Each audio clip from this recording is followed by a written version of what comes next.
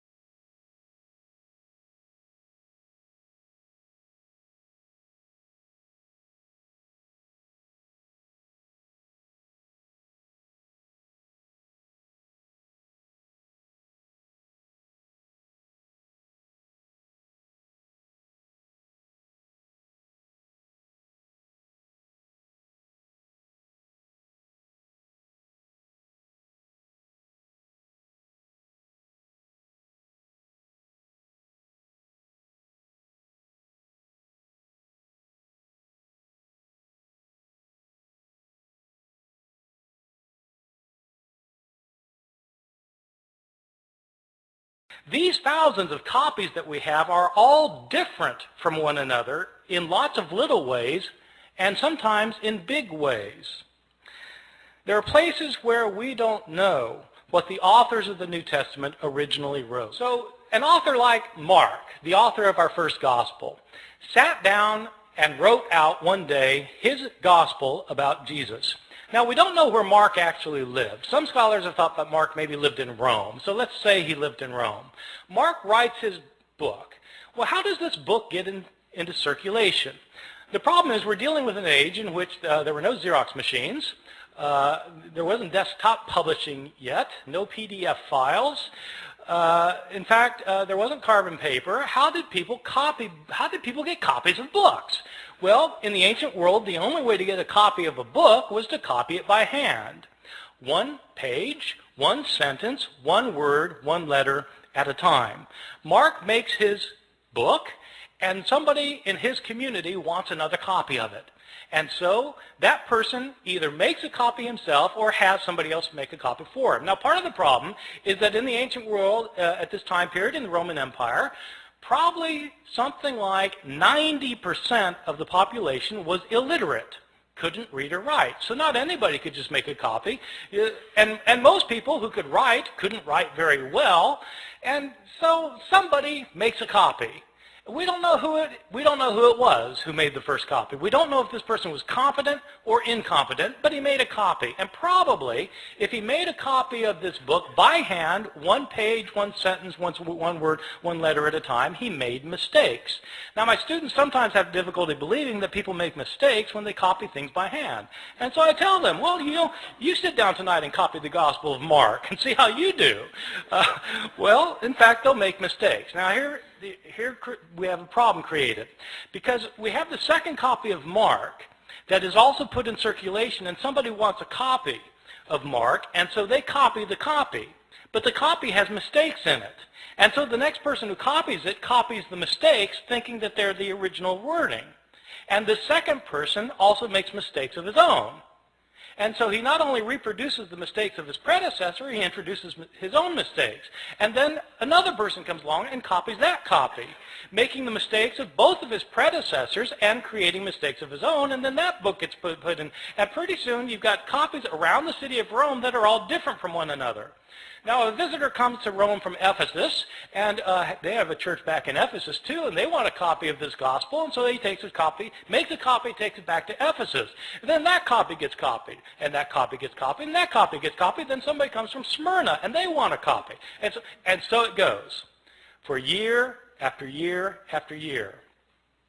We don't have a copy of Mark until around the year 200. About 150 years after Mark was originally written. So not only do we not have the originals, we don't have the first copies, or the copies of the copies of the copies of the copies of the copies of the copies, etc., etc. Mistakes were made en route, and these mistakes were replicated. And all of the books of the New Testament, all 27 books, experience the same fate. And so that is the situation we're dealing with. This is not a situation that's unique to the New Testament. This is a situation that we find for every book from the ancient world.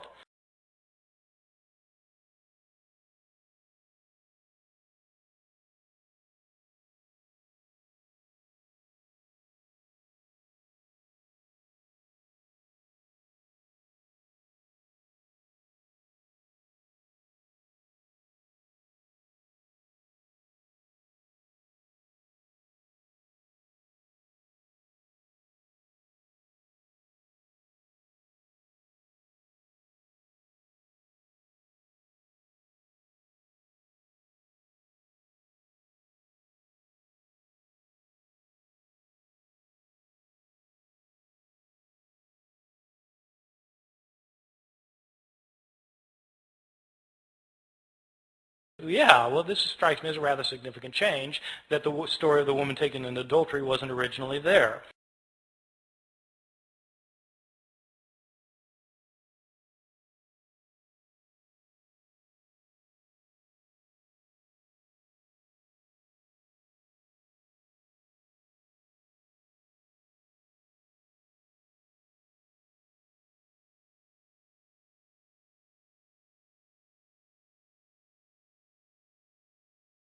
طلعت طبعة جديدة للكتاب المقدس، في أولها ملاحظات تقول دي مزيدة ودي ناقصة في بعض النسخ. طب الكلام ده يسكت يا جماعة، غير النسخين يقولوا علينا ايه؟ بتزودوا في الكتاب وبتنقصوا، ودي مش موجودة في نسخ ودي موجودة في حاجة تاني. يا ريت يا ريت ان القائمين على طبع الكتاب المقدس يفرقون تماما بين ما يقال في كليات اللاهوت وما يعطى للمؤمن العادي ليقرأه. المؤمن العادي يتعبه انك تقول له دي مزيدة ودي ناقصة ودي موجودة في نسخ ومش موجودة في نسخ. These are some of the big differences that you can find in the New Testament manuscripts, and there are all sorts of differences that you find. Some are related to theological disputes of early Christianity, where scribes have changed the text to make it coincide more closely with their own theological views.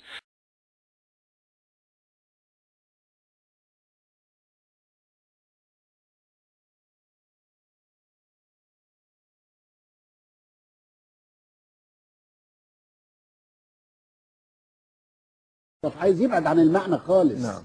ونحن لا نسمح لإنسان يحرف الكتاب المقدس. المحرف أفاق يقول لنا نشرت فين وجت منين. والمهم ان عمل زي معلمه برضه كاتب لك المرجع فين بالانجليزي. ده كريستيان بايبل. كريستيان بايبل ده احنا عندنا كذا فيرجن من البايبل، أنه واحد فيهم. احنا عندنا كذا فيرجن من البايبل، أنه واحد فيهم.